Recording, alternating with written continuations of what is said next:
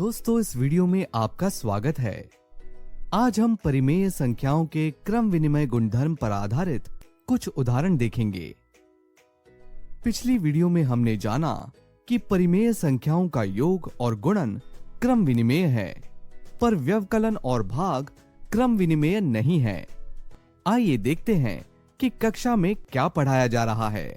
बच्चों, ध्यान से देखो और बताओ कि इनमें से कौन सा विकल्प सही है। आप सब भी इस सवाल को हल करिए। सर, हम परिमेय संख्याओं का गुणन किसी भी क्रम में कर सकते हैं, इसलिए पहला विकल्प सत्य है। एकदम सही। दूसरे विकल्प के बारे में आपको क्या लगता है? सर, दूसरा विकल्प गलत है, क्योंकि परिमेय संख्याओं का व्यवकलन क्रम विनिमेय नहीं है। हम यहाँ पर देख सकते हैं, बाईं ओर उत्तर आया 1/4 और दाईं ओर उत्तर आया ऋण 1/4। पर सर, तीसरा विकल्प सही है। बाईं ओर उत्तर आया 29/20 और दाईं ओर भी उत्तर आया 29/20, क्योंकि परिमेय संख्याओं का जोड़ क्रम विनिमेय है। और चौथा वाला विकल्प गलत है। हम यहाँ देख सकते हैं कि बाईं ओर उत्तर 5/6 आ रहा है और दाईं ओर उत्तर 6/5 आ रहा है। ये बराबर नहीं है, यह एक दूसरे के व्युत्क्रम है। सही जवाब सोहन। पर आखिरी वाले विकल्प के बारे में आप क्या सोचते हो? सर, अगर हम इसके बाएं पक्ष यानी LHS पर गौर करें तो हम वर्गमूल 9 को 3 के बराबर और वर्गमूल 25 को 5 के बराबर लिख सकते हैं। इस तरह हम वर्गमूल 9/25 को 3/5 के बराबर लिख सकते हैं।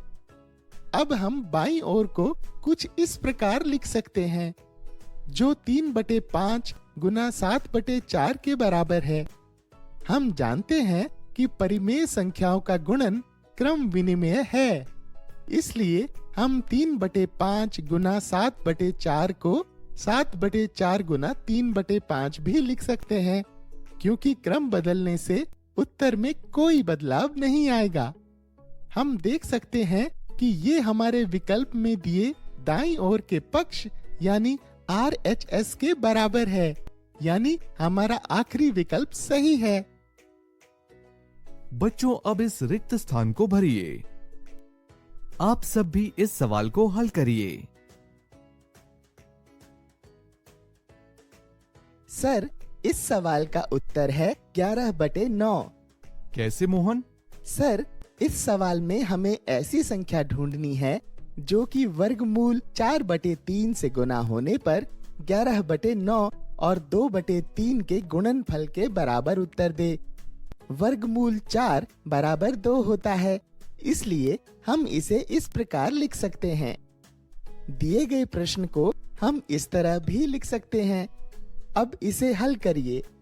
हम जानते हैं कि परिमेय संख्याओं का गुणन क्रम विनिमेय होता है, इसलिए अगर हम यहाँ रिक्त स्थान पर 11/9 लिखेंगे तो हम देख सकते हैं कि बायां पक्ष दाएं पक्ष के बराबर है, यानी हमारा उत्तर 11/9 है। बच्चों, इस वीडियो में हमने परिमेय संख्याओं की क्रम विनिमयता से संबंधित उदाहरण देखे। इस सत्र में इतना ही। धन्यवाद।